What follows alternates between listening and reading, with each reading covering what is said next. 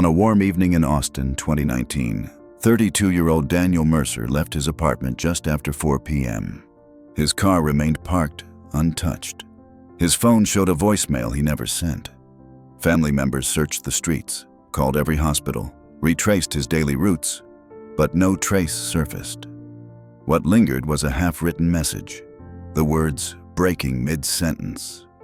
For weeks, relatives gathered in a living room cluttered with maps, receipts, and photos, waiting for something more than silence. Police scoured warehouses near the river, yet found little but damp soil and faint tire marks. People said he had simply walked away, yet records showed he was following something far older, a family dispute buried beneath decades of quiet shame. In the end, the voicemail draft became more than a message. It became evidence. A frozen echo that told investigators where to look and who to ask. Before we begin, tell us where you're watching from today. And if you want more stories like this, don't forget to subscribe. The evening air in Austin carried the weight of early summer. Heat pressed down on the sidewalks, cicadas buzzed faintly in the trees, and the streets in the East Side neighborhood were lined with quiet, parked cars. At 4 p.m., 32-year-old Daniel Mercer stepped out of his third-floor apartment. He wore a pale shirt, sleeves rolled at the wrist, phone in his hand. To the neighbor across the hall, nothing seemed unusual, except for the way Daniel paused, briefly, before locking his door. His car remained in the lot below, silver paint catching the sunlight. Later, investigators noticed something no one could explain. The windshield carried a faint fog on the inside, a thin layer of condensation, though the vehicle had not been started in days. It was the first wrong note, a fracture in the ordinary rhythm. That night, the kitchen light above Daniel's stove burned steadily. A neighbor returning from a late shift swore he saw it glowing past midnight, though Daniel never came back. The building's lobby camera captured him walking out, head tilted down, phone pressed to his ear. The camera never caught him return. By the following morning, his sister Claire had called 7 times without answer. Irritation gave way to unease when she drove to his complex and found the car untouched, the same thin haze still clinging to the glass. The apartment door was locked. Inside, the table held a folded newspaper, a half-finished cup of coffee, and his spare wallet resting in its bowl. Nothing was missing. Nothing was out of place.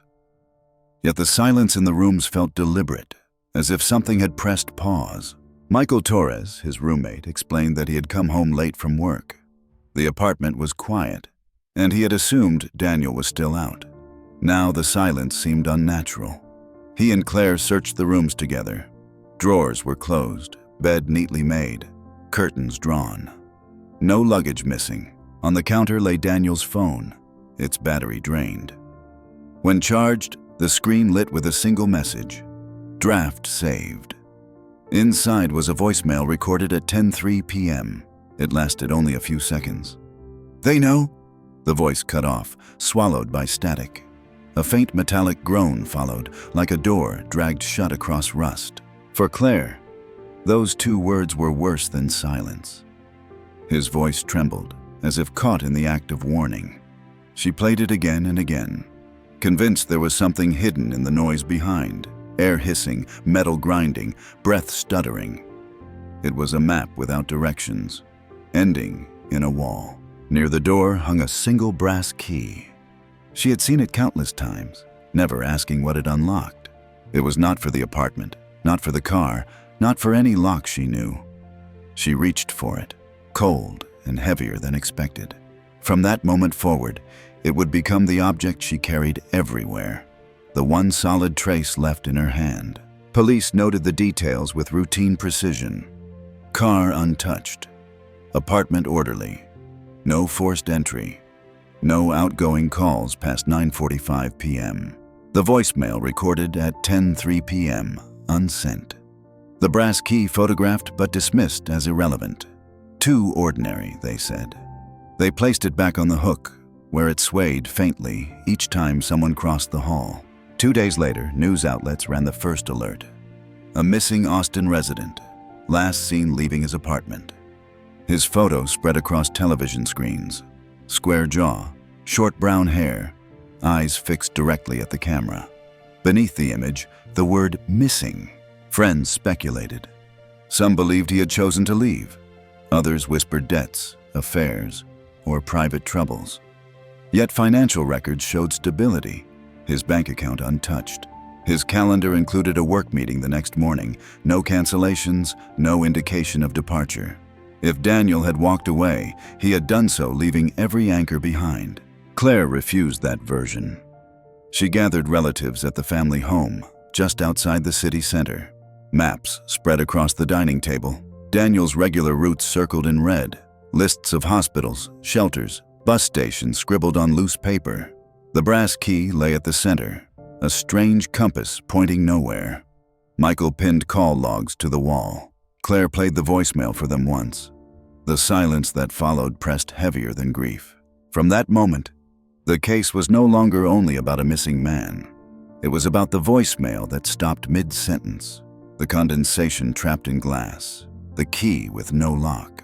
At 11 p.m. that night, Claire sat alone in Daniel's apartment. The police had gone, the family had left. She turned the brass key over in her hand, listening to it scrape against her palm. The hall light flickered, buzzing faintly. The phone on the counter vibrated once, showing again the words, "Draft saved." She pressed play. "They know." The metallic echo rang sharper, resonant like a gate slamming shut. The key slipped from her hand, clattering across the floor. The brass key lay on the ground, its shadow stretching long across the wall. The living room of the Mercer family home became a command post. It was no longer a place for dinners or birthdays, but for evidence. On the walls, taped sheets of printer paper held Daniel's photograph, lists of his known routines, notes scrawled in thick marker. The dining table disappeared under maps of Austin. Red circles spread outward like ripples on water, marking where Daniel worked, where he shopped, where he ran errands. Claire taped a copy of the missing person flyer above the maps. The word "missing" standing like a warning no one wanted to read twice. In the center of the table, she placed the brass key. It did not belong to any circle on the maps, but it sat there anyway, a mute presence among all the lines and markers. Michael called it superstition, but Claire answered quietly, "It's what he touched last." Detective Karen Doyle arrived that evening, bringing with her a portable printer and a folder of preliminary reports. She was brisk, precise, her tone clipped by long years of missing person calls. She explained that Daniel's phone carried one useful trail. GPS logs showed his device moving east that night, toward the industrial stretch by the Colorado River. Around 9:50 p.m., the location data fixed on a warehouse lot, a cluster of abandoned storage buildings that had been empty for years. 10 minutes later, the phone went silent. She slid a printed sheet across the table. Claire stared at the coordinates highlighted in black. She recognized the area faintly. In childhood, her father had warned them never to wander that far. "Unsafe ground," he used to say. "Old places that don't belong to anyone." The family agreed to join a search. That night, Claire took a thumbtack and pressed it into the map at the warehouse site. Around the table, cousins and aunts nodded. The brass key sat beside it, small against the sprawl of paper. Michael leaned back in his chair, recalling something strange. He said that on the night Daniel vanished, when he came home from work around midnight, he thought he heard heavy footsteps above him. Not the light scuffle of neighbors, but deliberate, weighted steps on the stairwell. When he looked, the hall was empty. He dismissed it then, but now the memory pressed harder. Claire noted it on the board. It became another fragment, another ripple of the night. The following morning, volunteers gathered at the edge of the riverfront district.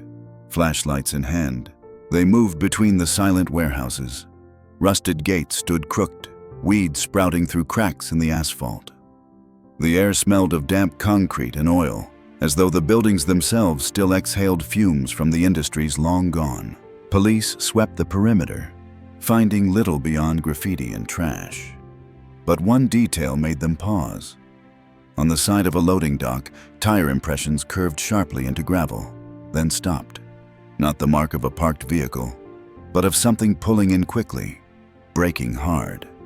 Near the impression, a single footprint pressed into soft soil, edges blurred but still recognizable as the tread of a work boot. Claire stood at the caution tape, brass key clutched in her hand.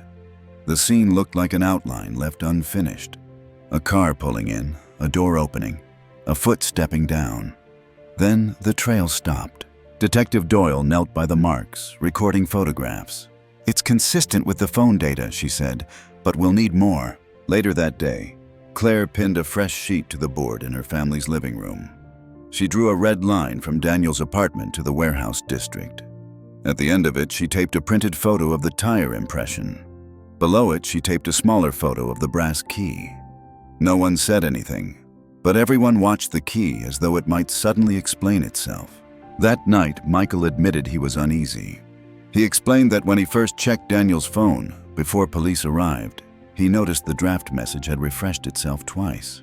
Like it was being saved again, he said. But no one was touching it. Claire frowned, thinking of the way the phone had vibrated in the empty apartment. Screen flashing, draft saved as if on command. The detail went onto the board. Another ripple in a sea of fragments. Friends came and went, offering theories, offering sympathy. The living room grew crowded with voices, yet all those voices circled the same silence. Daniel had gone to ground near the warehouses, and beyond that, no one knew. As the week ended, Claire stood before the map alone. She traced the red circles with her finger, following routes she had walked countless times with her brother.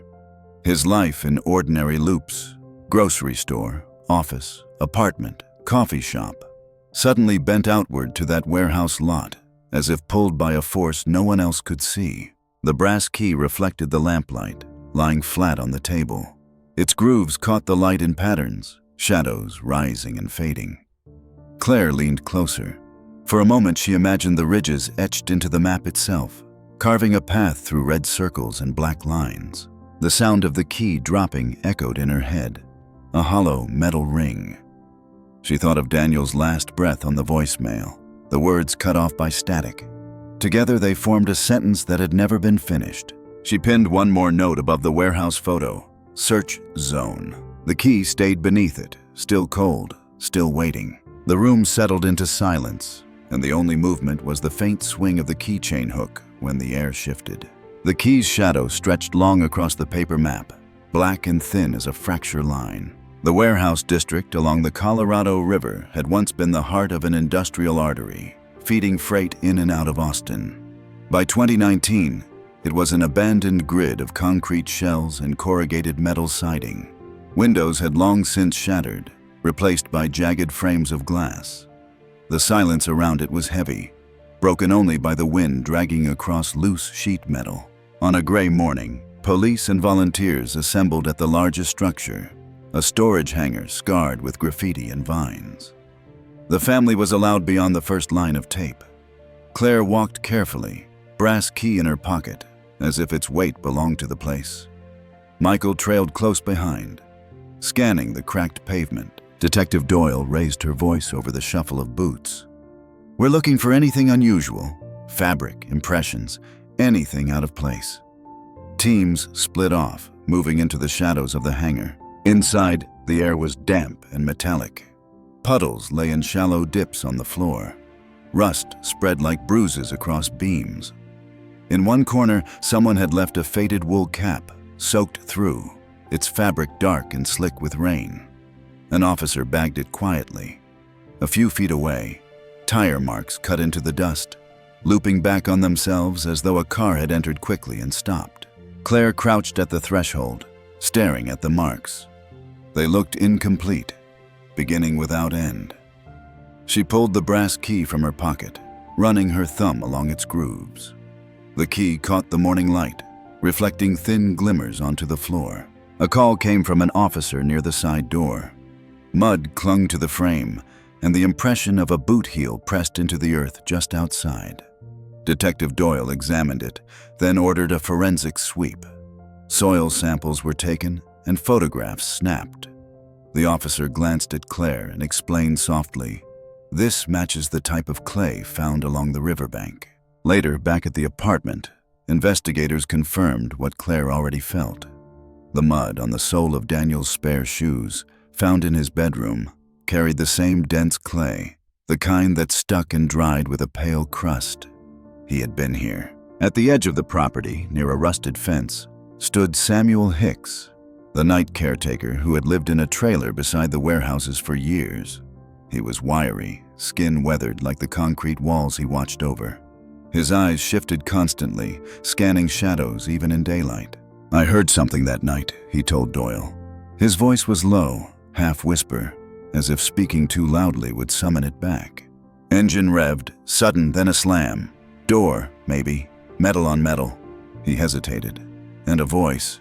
Can't say what it said. Only that it stopped sudden. Doyle pressed him for clarity, but Samuel's answer slipped between rumor and fact. One moment he spoke of footsteps echoing across the lot, the next of figures moving near the riverbank. He insisted he wasn't close enough to see. "But I know what echoes sound like here," he said. And that night they were wrong. Michael didn't trust him. To him, Samuel's words felt like fragments rehearsed too many times. But Claire listened intently. His descriptions of echoes and metal matched what she heard on Daniel's voicemail. She clutched the key in her pocket, the ridges biting into her skin. By afternoon, searchers expanded to the adjacent warehouses. They found nothing more than trash, beer bottles, a pile of burned paper. Yet Claire noticed something scratched faintly on the interior wall of the hangar where the cap had been found.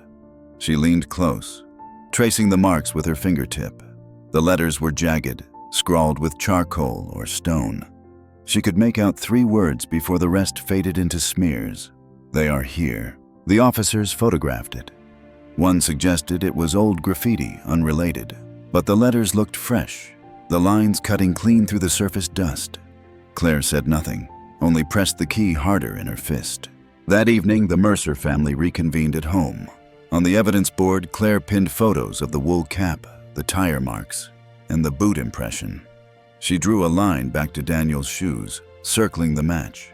The brass key lay on the table beside them, catching the lamplight. Michael added Samuel's statement in careful writing. Engine, slam, voice stopped. Claire read it aloud. Each word fell heavier than the last. They argued softly over whether Samuel was credible.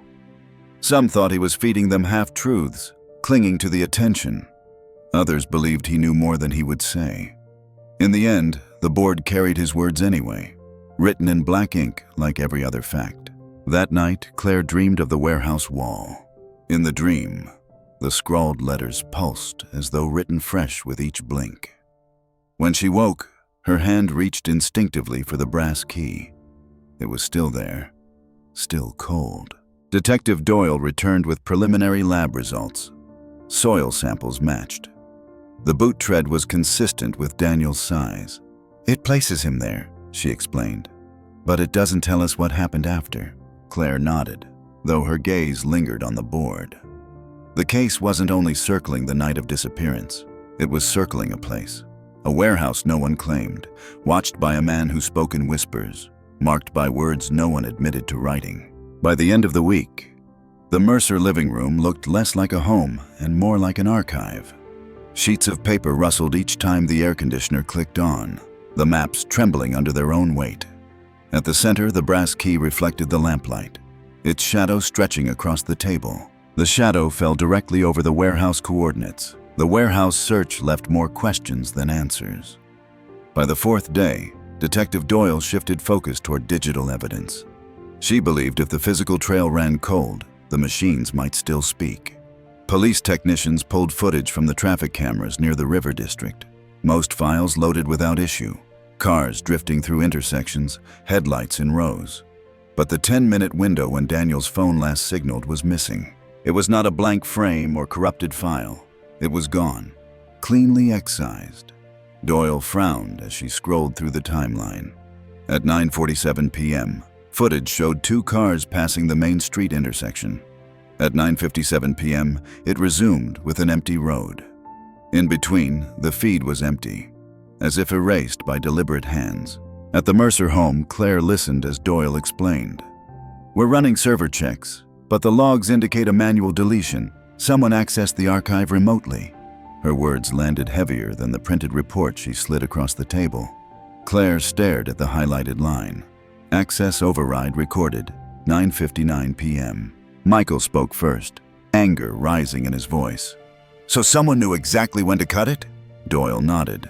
She explained that tampering with city servers was not common, but not impossible for someone with connections. "It suggests intent," she added quietly. The family wrote it on their board, the black letters stark against the white paper. Footage erased. Next to it, Claire pinned a copy of the server log. Above it, she taped the words from the voicemail, transcribed in her hand. "They know." The voicemail played again that night. Claire set the phone on speaker as relatives gathered around. The clip was only seconds long, but each time it seemed different.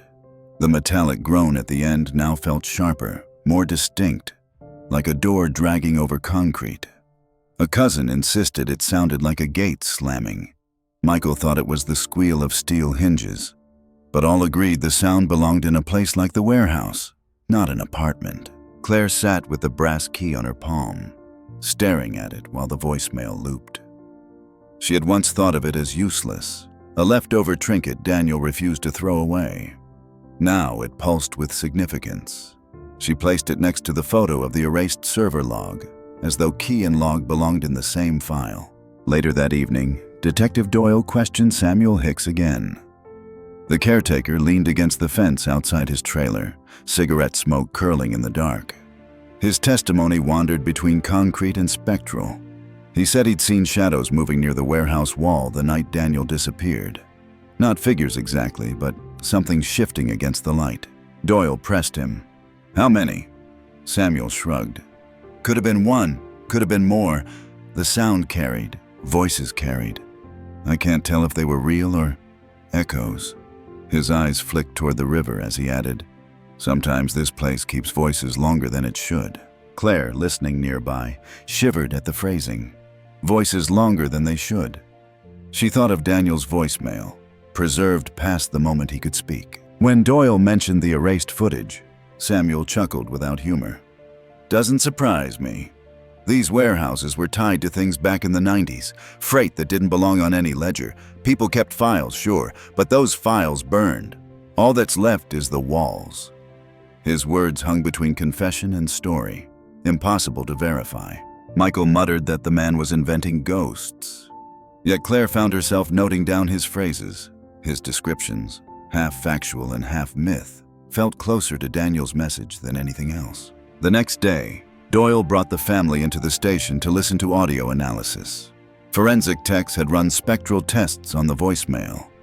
Buried in the static was a low-frequency pattern, consistent with the acoustics of a large hollow space. One tech suggested it matched the echo profile of a steel hanger. Another identified the metallic groan as a heavy rolling door. Claire's stomach tightened. "He was there," she whispered. Doyle confirmed, careful to remain measured. "The environment points to it, yes, but without visual confirmation, it's circumstantial." Still, the words shifted the board at home. Claire circled the warehouse coordinates in red, thicker than before, drawing a line directly to the voicemail transcript. That night she dreamed again of the hangar wall. This time the letters she'd seen scrawled, "They are here," burned with a faint glow. In the dream, the brass key she held refused to fit the locks she tried, jamming in rusted doors, slipping uselessly from her grasp. She woke with its cold weight still in her palm. In the days that followed, rumors spread in the neighborhood. Some said Daniel had stumbled onto an old dispute connected to the warehouses. Others whispered he had been silenced because of something recorded, something he was about to reveal. Yet financial records and digital trails pointed only to his family, to land once fought over and never settled. Claire sat with her relatives at the dining table, surrounded by papers, maps, and evidence. The brass key lay in the center, the erased footage, the boot prints, the scrawled words, Samuel's half-witnessed echoes. All of it pointed to a place Daniel should never have gone. The voicemail played one more time, filling the room with static. Daniel's breath, the warning cut short. "They know." Then the drag of metal. The lights flickered, and for a moment the entire family stared at the key as if it had moved. The brass key threw a shadow across the evidence board. a black line pointing straight at the warehouse wall. The notebook appeared almost by accident. Claire had been sifting through Daniel's belongings for the third time, retracing drawers already emptied, shelves already scanned. In the back of a desk compartment, tucked between tax forms and an old charger, she found a slim, spiral-bound pad. Its pages carried Daniel's handwriting, numbers, short phrases, scattered reminders. At first, it looked like nothing more than lists, but halfway through, a phone number stood alone, written twice, underlined once. Claire searched it on her own before bringing it to Doyle. The result made her stop cold. The number belonged to Alan Mercer, their uncle. He had lived on the outskirts of Austin for years, estranged from the family. Claire had not spoken to him in nearly a decade. Doyle kept her face flat when she saw the number, though her mouth sharpened. "When was the last time you saw him?" Claire explained that Alan had walked away from the family after a dispute over land and inheritance. He had vanished into a small house near the county line, rarely attending gatherings, never calling. Michael, looking over Claire's shoulder, muttered that Alan was the kind of man who would rather burn bridges than argue. Yet Daniel's notebook said otherwise. Daniel had reached for him. Twice. Detectives moved quietly but quickly. They placed Alan under a soft watch, noting his movements. Claire, restless, drove out to the rural stretch where his house sat low among cedar trees. The structure leaned slightly, paint peeling from its siding. On the porch, she could see tools lined in neat rows, as if waiting for a task that never arrived. Alan answered the door with suspicion written in every crease of his face. His voice was flat. "What do you want, Claire?" He denied seeing Daniel, denied speaking to him. He claimed the number in the notebook was coincidence, old contact, never used. But Claire's eyes caught something just behind his shoulder. On a hook beside his own door hung a brass key, identical in shape and weight to Daniel's. She said nothing at first. The detail sat like a stone in her chest. When Doyle later confronted him formally, Alan remained guarded. His answers turned in circles, never committing. Yet documents uncovered in the county clerk's office painted a more complex picture. Property records showed Alan had once held partial rights to the very warehouse lot by the river. In 1990, the land had shifted hands under contested circumstances, leaving Alan with nothing. The dispute had soured him against Daniel's father, and eventually against the family itself. The revelation darkened the room when Claire read it on the evidence board. The board now carried photographs of the property deed alongside Daniel's notebook pages. A red line stretched from Alan's name to the warehouse coordinates. Michael argued that Daniel must have uncovered something in those records. The ATM slip supported it. Bank logs revealed Daniel had withdrawn more than $1,000 in cash the day he vanished. His account had otherwise remained steady. The money was unaccounted for, not found in his apartment or car. It suggested a meeting, payment for something, or preparation for escape. But the line in the notebook unsettled Claire most of all. On the last page, beneath scattered numbers and a rough sketch of a lockbox, a single sentence had been scrawled. "Don't tell Claire." The words stared at her in her brother's handwriting. They cut deeper than the voicemail draft. She ran her thumb across them as if pressing hard enough would erase the ink. Instead, the grooves of the pen cut back into her skin. She refused to believe he had meant secrecy against her. She interpreted it differently, that Daniel had tried to shield her from something he uncovered, something dangerous. But Michael warned her not to twist the words. Sometimes people hide things because they know it will break you. That evening, the family gathered again in the living room.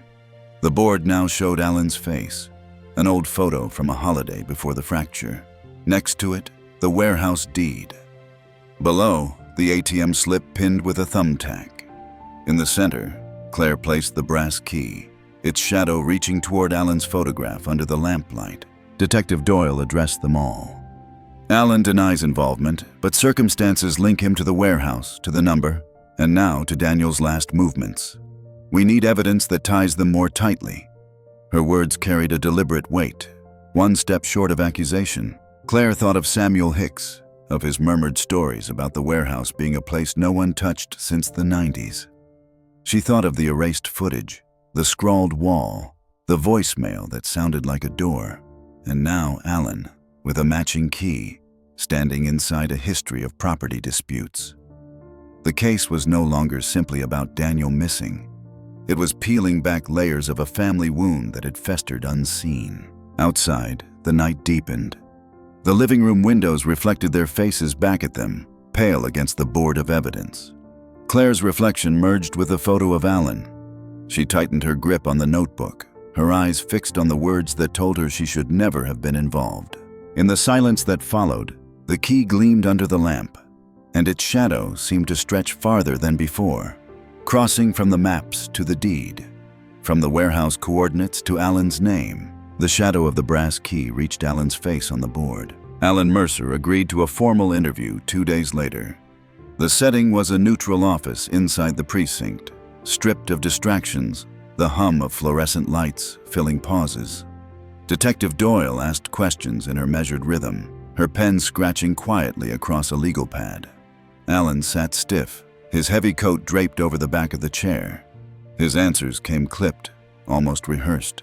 He denied speaking to Daniel, denied receiving calls, denied meeting him at the warehouse district. Yet when Doyle placed the notebook on the table, the phone number circled in black ink. His jaw tightened. "Old contact," he muttered, "from years ago." Claire, sitting behind the glass of the observation room, studied every twitch. She remembered the key she had seen in his house, identical to the one left on Daniel's hook. When Doyle slid a photograph of that key across the table, Alan barely blinked. "Lots of keys look the same," he said, but his hand twitched once, almost imperceptibly, when Doyle noted that the warehouse locks had once been keyed to that very model. Property records confirmed it. Files retrieved from the county archives showed Alan as a previous co-owner of the warehouse tract in 1990, before the property had transferred under disputed signatures. The trail of paperwork ended with Daniel's father, leaving Alan legally excluded. It had been a bitter split, one the family had rarely discussed aloud. Claire felt the weight of that silence. Growing up, she had known only fragments, muttered warnings, offhand remarks about bad blood. She had never known the details. Now the documents pinned to the board at home showed the truth in dry, stamped ink. Back in the interview room, Doyle pressed Alan harder. "Your nephew went to that warehouse the night he disappeared. He had your number written in his notes. He withdrew more than $1,000 in cash that day, and he left behind a message that suggested he feared someone knew what he was doing. You expect us to believe you knew nothing?" Alan's voice rose for the first time. "I didn't ask him to come. I didn't see him. If he wanted to chase ghosts, that was his choice." His words hung, bitter and raw. Later, as Doyle walked out, she shook her head slightly at Claire. There was no confession, no slip of detail. But the tension in his voice spoke of something deeper than denial. That night, Claire sat with Michael in Daniel's apartment.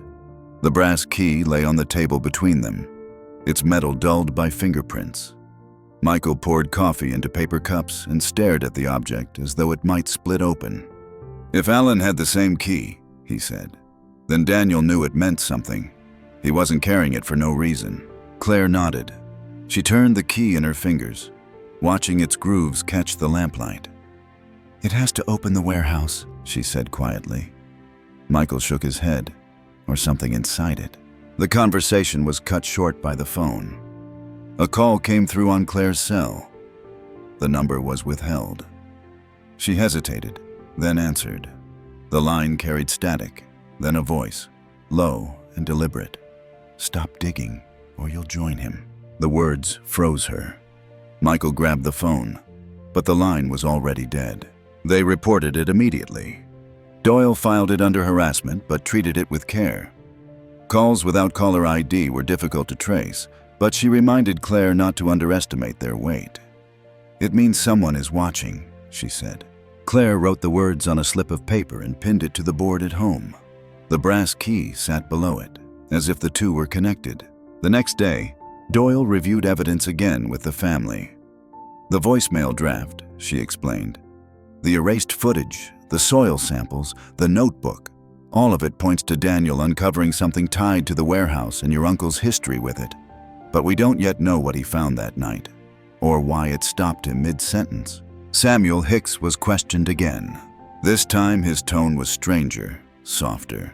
He admitted he had seen Alan once before near the warehouses, years after the property had changed hands. He carried a key, Samuel said, voice hushed, and he unlocked doors that weren't his to open. I don't forget the sound of a lock turning in a place left closed. Claire's breath caught at his words.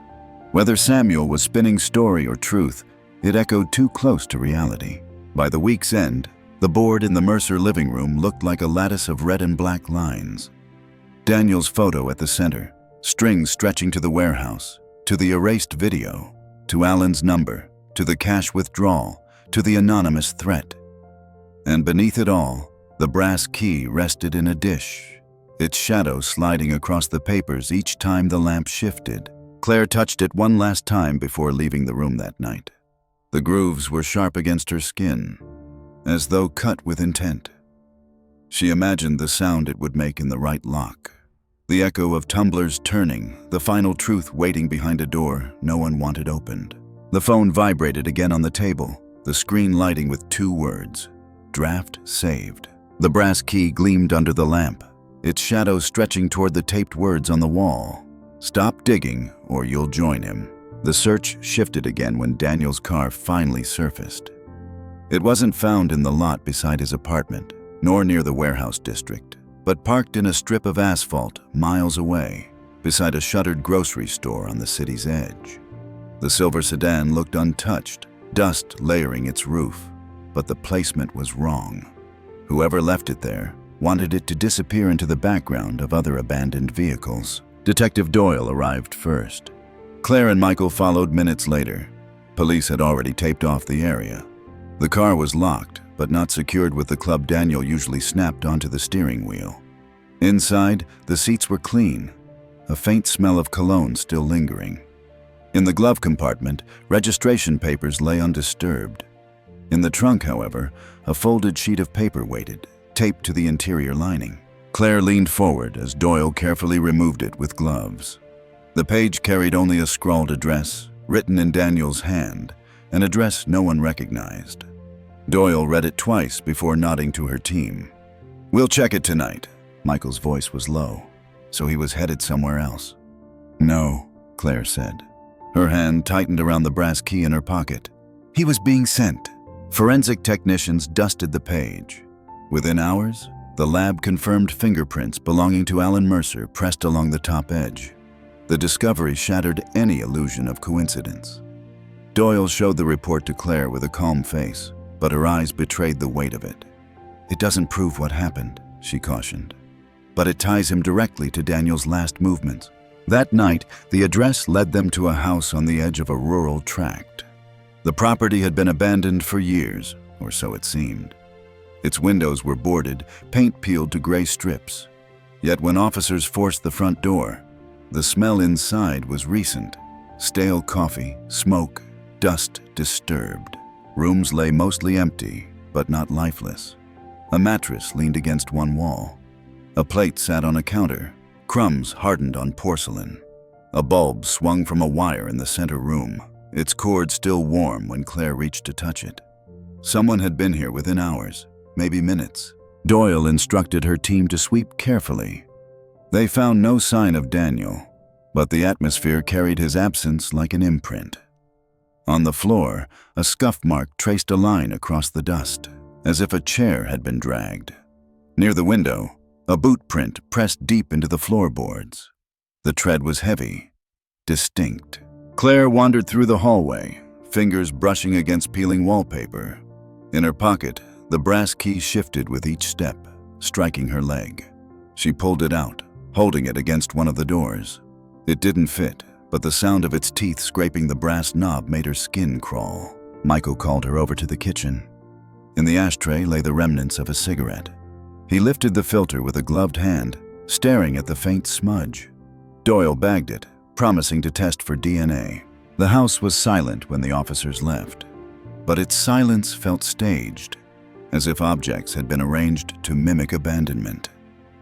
Claire stood in the yard, watching the broken shutters flap. "He was here," she whispered. Doyle didn't answer. Back at the Mercer home, the board grew more crowded.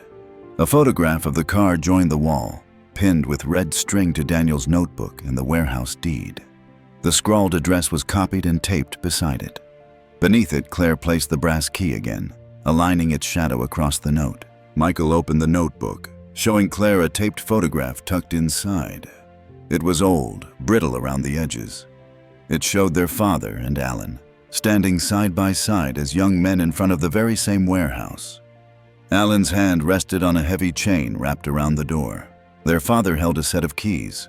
Both smiled faintly, unaware of the future fracture. Claire studied the photo until her eyes blurred. The brass key gleamed under the lamplight, and she knew it belonged to the same set. "He never let it go," she said softly. "He carried it all these years." That night, Claire dreamed again of doors. She dreamed of Daniel standing in the warehouse, holding the key, trying each lock. Behind one, silence. Behind another, the scrape of chairs, voices fading. In the last door, only darkness pressed outward, swallowing the sound of his breath.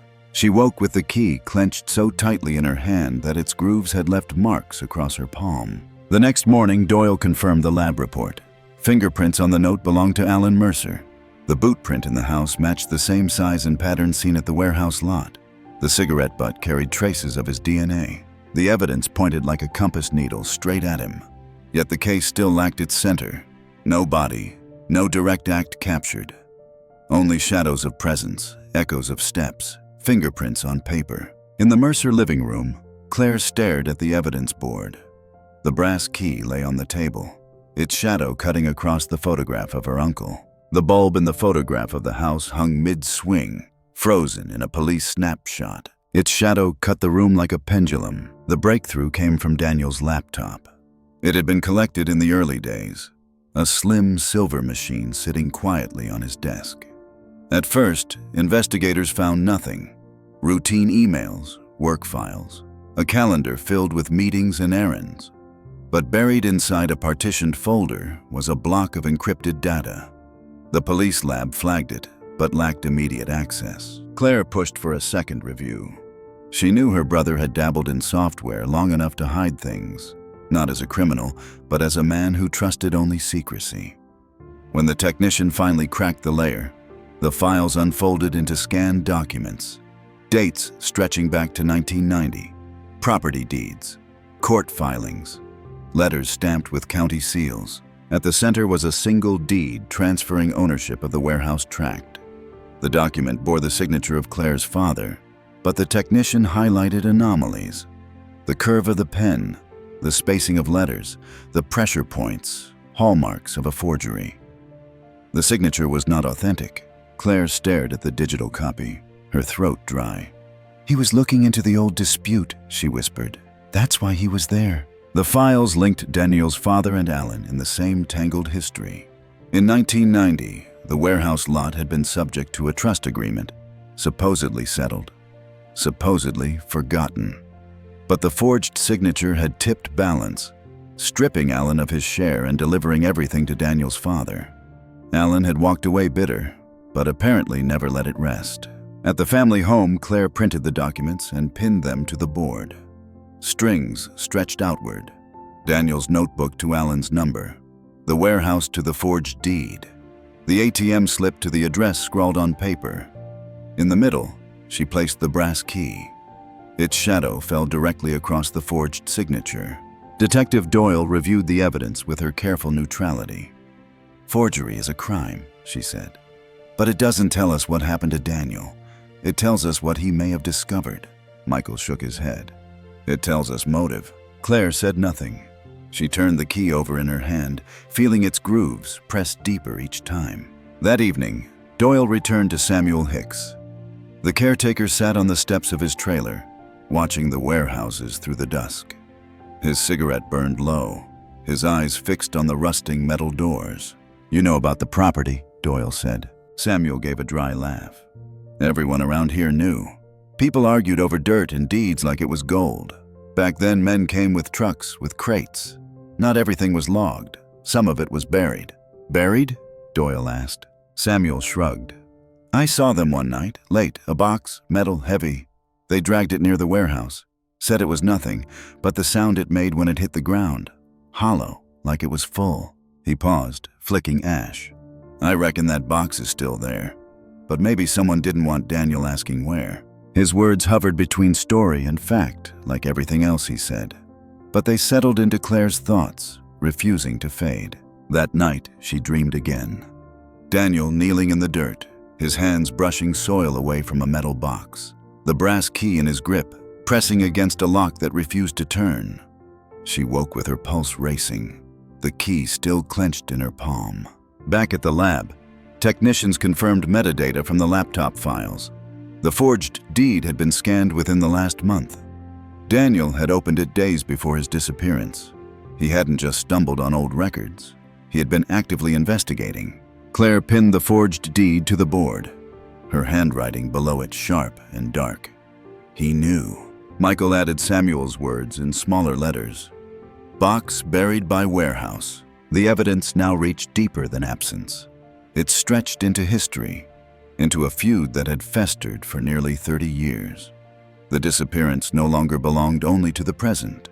It was the echo of a conflict long buried, resurfacing with Daniel as its unwilling witness. Doyle summarized it plainly. He was looking into the land dispute. He uncovered the forgery. He may have found out more, something tied to what was hidden at the warehouses, and someone tried to stop him. Claire's gaze lingered on the brass key. Or he found what it opened. No one answered. The family sat in silence, surrounded by maps and photographs, the air thick with a history they had been forced to remember. In the corner of the room, the key's shadow stretched across the forged signature, a black line cutting through decades of silence. The forged deed trembled under the lamplight as if it were alive. The case shifted again when a new witness stepped forward. A barista from a cafe on the east side recognized Daniel's face on a flyer. She told police she had seen him only days before he vanished, seated outside with an older man. They had argued, voices low but sharp. She remembered the younger man standing abruptly, chair scraping against concrete, before walking away with his head down. The older man lingered, staring at nothing for several minutes before leaving in the opposite direction. Detective Doyle asked her to describe the older man. Her words matched Alan Mercer too closely to ignore. Stocky build, graying hair, heavy coat despite the warm evening. She remembered the way his hand clutched something in his pocket while he sat. The cafe had cameras, and though the footage had already cycled through the system, investigators managed to recover fragments from the hard drive. The grainy images showed Daniel at the outdoor table, leaning forward, tension written in his posture. Across from him sat Alan, his expression unreadable in the blur. The clip ended with Daniel pushing back his chair and walking away. GPS logs placed Daniel's phone in that very block on the same night. The coordinates lined up within minutes of the barista's memory. Claire watched the footage in silence. The sight of her brother, moving in jerks of pixels, felt like watching a ghost. She pressed the brass key between her fingers as though it could steady her. The evidence board grew heavier. A new photo was pinned beside the warehouse coordinates. Daniel at the cafe table, Alan across from him. A red string stretched from the image to the words written in Daniel's notebook. Don't tell Claire. Michael stared at it long into the night. He was trying to protect you, he said finally. Claire didn't answer. The following morning, Doyle executed a warrant. Alan's house was searched. Drawers emptied, closets opened, tools examined. In the lining of his coat pocket, officers found a scrap of paper folded small. The paper was yellowed on one edge, torn unevenly as if ripped from a notebook. The handwriting was Daniel's. The words on it were half a sentence, broken mid-thought. The scrap fit perfectly against the torn edge of Daniel's spiral pad, completing the missing page Claire had discovered earlier. She stood in the precinct evidence room as technicians aligned the fragments on a light table. The sentence read in full. Meeting confirmed. Cash ready, don't tell Claire. Her heart seized. The phrase that had once been a riddle was now a confession, placed in Daniel's own hand. But questions remained. Why not tell her? What danger had he seen in involving her, and why carry the fragment into Alan's coat pocket? Alan was brought back for questioning. He denied everything again. Denied meeting Daniel, denied taking money, denied knowing about the scrap. But the evidence was no longer abstract. Fingerprints placed him on the scrawled address. DNA tied him to the cigarette at the house. Now Daniel's torn page wrote in his pocket. Doyle pressed him harder. Your nephew uncovered a forged deed. He knew you'd lost your claim. He arranged to meet you with cash, and then he vanished. Every road leads back to you. Alan's face reddened. He slammed a hand against the table.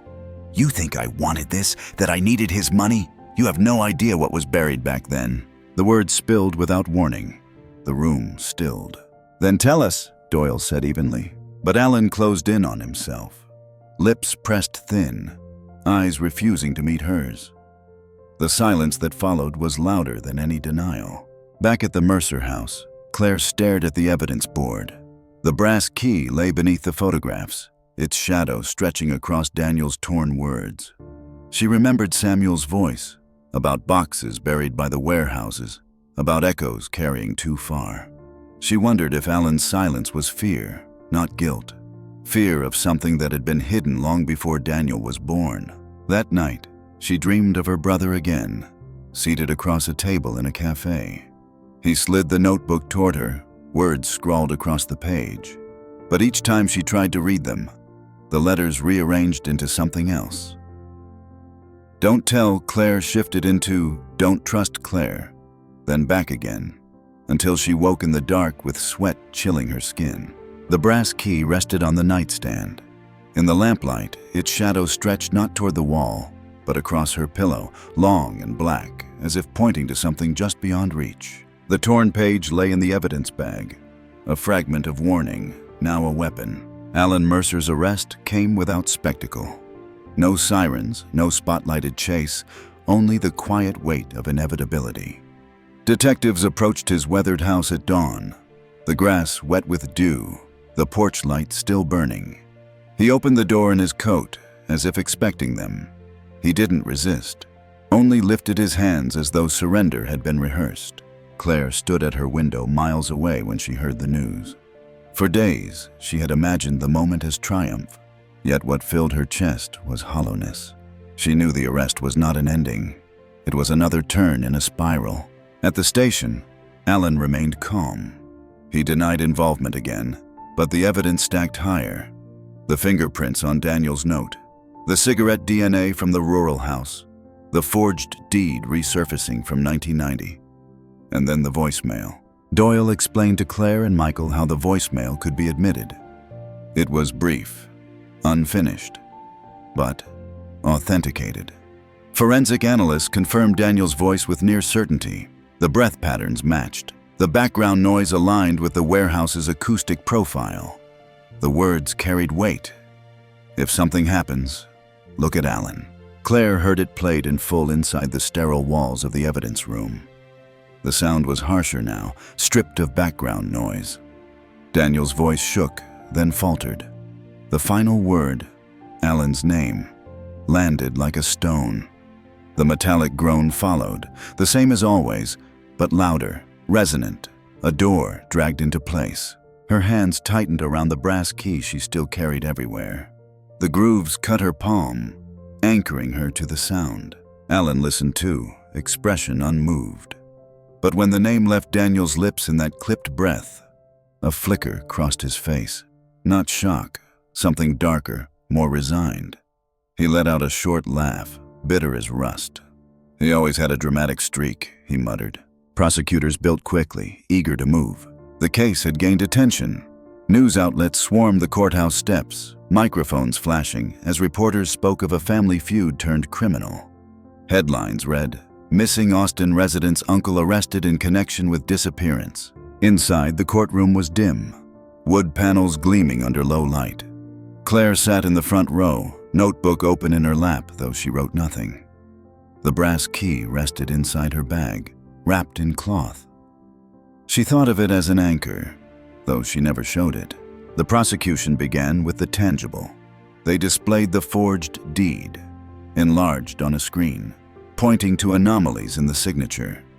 They showed the ATM withdrawal slip, more than $1,000 gone without trace. They displayed the recovered footage from the cafe, Daniel and Alan seated across from each other, tension frozen in grainy pixels. And then came the voicemail draft. The courtroom hushed as the audio played. The words, fractured and trembling, filled the space. If something happens, look at Alan. Then the metallic groan. Claire's throat tightened. For a moment she thought she saw her brother standing there, trying to speak through static. Alan sat at the defense table, hands folded, eyes fixed forward. When the recording ended, a murmur rippled through the gallery. Reporters scribbled furiously. The defense countered with bluntness. They argued that a voicemail draft was no confession of fate, only a fragment of paranoia. They painted Daniel as reckless, chasing shadows in old records. They suggested Alan had been scapegoated for a few decades cold. But Claire knew the weight of the evidence was heavier than words. The torn notebook page had been in Alan's coat. The fingerprints were his, the cigarette was his, each piece aligned like tumblers in a lock. During a recess, Claire walked the courthouse corridor, fingers brushing the brass key hidden in her bag. She thought of Samuel Hicks's whispers about buried boxes, of echoes that lingered longer than they should. She thought of Daniel's final message, half complete, echoing still. When the court resumed, Doyle testified. Her voice was steady as she recounted the erased surveillance footage, the recovered data logs, the soil analysis linking Daniel's shoes to the warehouse lot. Each detail came like a nail, driving deeper into the coffin of denial. Claire's eyes never left Alan. She waited for a crack, a slip, a confession in his gaze. Instead, he remained still, almost serene, as if he had expected this stage all along. The day ended with evidence logged into exhibits. Among them, officially tagged and bagged, were Daniel's spiral notebook and the brass key from his apartment. Claire watched as the bailiff carried them forward. She wanted to stand and claim the key back, but she stayed silent. In that moment, the object that had lived in her hand for weeks became something else. No longer a relic of her brother, no longer a private compass. It was an exhibit, a number in a case file. When court adjourned, Alan leaned toward his attorney, then glanced back once toward the gallery. His eyes met Claire's. A faint smile crossed his face, the kind that chilled more than anger. The brass key, sealed in its evidence bag, caught the overhead light, gleaming briefly like a signal. The trial reached its climax in early autumn, months after Daniel's disappearance. The courtroom carried the air of ritual. Every morning began with the shuffle of papers, the scrape of chairs, the oath repeated like liturgy. Claire sat through each session, her hands folded tight, waiting for the story of her family to be told not in whispers but in sworn testimony. The prosecution laid its case out piece by piece. First came the records, the forged deed from 1990 projected in cold detail on the screen. Handwriting experts pointed to hesitation in the strokes, mismatched pressure in the signature. It was not Daniel's father's hand, they said, but an imitation. Next came the bank records showing the cash withdrawal. Then the scrawled address leading to the abandoned house. Then the torn notebook page, its missing fragment found in Alan's coat pocket. Each item was introduced, bagged and tagged, its number called aloud. Together they formed a chain, not complete, but weighted enough to pull. Alan sat impassive at the defense table, his expression unreadable. He barely glanced at the exhibits, even when the brass key was lifted from its clear bag and shown to the jury. The prosecutor explained how it had hung in Daniel's apartment, how a near-identical copy was found in Alan's home. Keys to locks that no longer existed, yet both men carried them still. The defense tried to fracture the picture. They argued Daniel had chased phantoms, fixated on a dispute older than he was. They claimed Alan had been unfairly targeted, that family bitterness was not evidence of crime. A missing man's fear, the attorney said, does not prove murder. But Claire knew the jury could feel the weight in the room. Each time Daniel's voicemail was played, his trembling voice seemed to seep into the walls. Each time the words "look at Alan" echoed, the courtroom grew more still. Then came the testimony Claire had dreaded. the story of her family's feud. Lawyers pulled it into the light like something dragged from the river. They spoke of the warehouse lot, of disputes over inheritance, of nights when arguments nearly broke the family apart. Claire listened as her father's name was spoken, tied to the forgery, tied to choices that had fractured bloodlines. She felt the shame rising but sat steady, refusing to look away. Samuel Hicks was called, though his presence unsettled the room. He stepped to the stand with his wiry frame and restless eyes, looking both like a witness and a relic. Under oath, his words wavered between fact and shadow. He described the night Daniel vanished, the engine, the slam of metal, the voice cut short. He described seeing Alan years ago with a key, opening warehouse doors no one else touched. And then, almost in a whisper, he added, "This place keeps things buried. Not just boxes, histories." The courtroom stirred at his words. The defense objected, claiming speculation, but the phrase lingered. Later that evening, after his testimony, Samuel disappeared. He left behind no forwarding address, no phone contact. In the trailer he had lived in near the warehouses, investigators found only a single slip of paper. On it were 4 words, scrawled in his uneven hand, not the only one. The message joined the evidence board in the Mercer home, pinned by Claire herself. It made the room colder, as though Samuel's absence was another witness gone silent. Back in court, the prosecution closed with force. They reminded the jury that Daniel had spoken his own warning, that the fragments of evidence, fingerprints, DNA, forged deeds, erased footage, did not exist in isolation. Each strand connected to Alan, each thread pulling tighter around him. Claire watched Alan as the final words were delivered. For the first time, his composure cracked. He leaned forward, face drawn tight, eyes fixed not on the jury, but on the brass key in its evidence bag. The faintest tremor passed through his hand, a flicker of something between anger and fear. The trial recessed for the day. Claire left the courthouse in silence, the sound of reporters muffled around her. In her bag lay Daniel's notebook, released temporarily to her care. She opened it in the back seat of the car, turning to the last page. The words were still there, indelible in her brother's hand. "Don't tell Claire." She traced the letters, her breath catching. She wondered again if it was meant as a shield or a warning. The courthouse clock struck 6. Inside the evidence room, under lock and glass, the brass key rested under fluorescent light. Its shadow stretched thin across the exhibit shelf, reaching toward the line of files marked Mercer Vert State. The notebook's spine carried another mark, faint and nearly hidden, a groove carved into the cardboard backing. Under the lamp, Claire tilted it and saw the words etched small, almost invisible. Property of 1990, trust. The past had not let go. It had only been waiting. The shadow of the brass key pointed to the notebook's spine like a compass needle. The final day of trial came with rain pressing against the courthouse windows. The jury filed in with solemn faces, carrying the weight of weeks of testimony. Claire sat upright in the front row, her hands gripping Daniel's notebook so tightly the spirals pressed into her skin. The foreman stood and spoke the words that ended months of silence. Guilty of second-degree murder. Guilty of evidence tampering. Alan Mercer's expression never shifted. He sat still as the verdict echoed through the chamber, only turning once toward Claire. His eyes held no plea, no regret, only the faint curve of a smile that seemed to say the story was far from finished. Reporters rushed from the room. Headlines would declare resolution, but Claire knew what remained unresolved. The verdict had punished a man, but it had not explained the erased footage, the scrawled words on the warehouse wall, or Samuel Hicks's final note.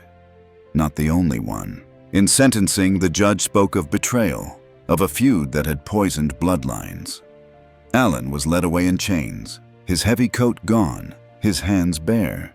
Yet even then, Claire noticed the way his fingers flexed, as though still holding an invisible key. The trial closed, and exhibits were logged permanently into evidence. The brass key, once hers, once Daniel's, now belonged to the state.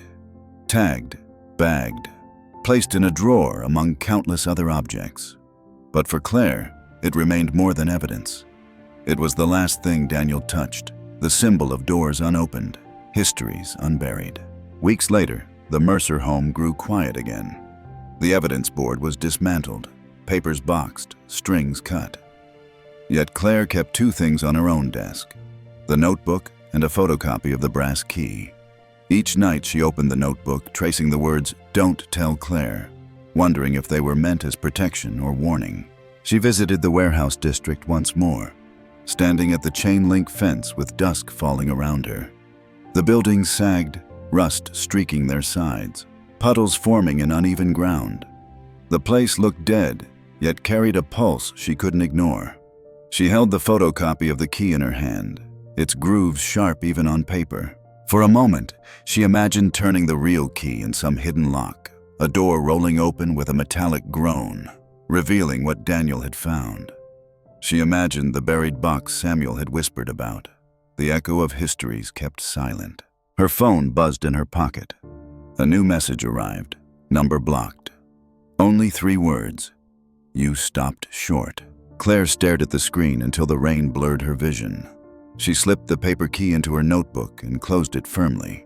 Daniel's case was declared solved in court, his uncle convicted, the family feud exposed. Yet the deeper layer lingered. The erased footage, the whispers of crates, the scrawled wall, the caretaker's vanished figure. They remained unanswered, a forbidden zone the verdict had not touched. In her apartment that night, Claire placed the notebook on her bedside table. She shut the lamp, and the room fell into darkness. But on the wall, faint under the glow from the streetlight outside, she saw the outline of the photocopied key's shadow. It stretched across the plaster, long and thin, pointing toward the corner of the room. The brass key's shadow reached farther than the verdict ever could.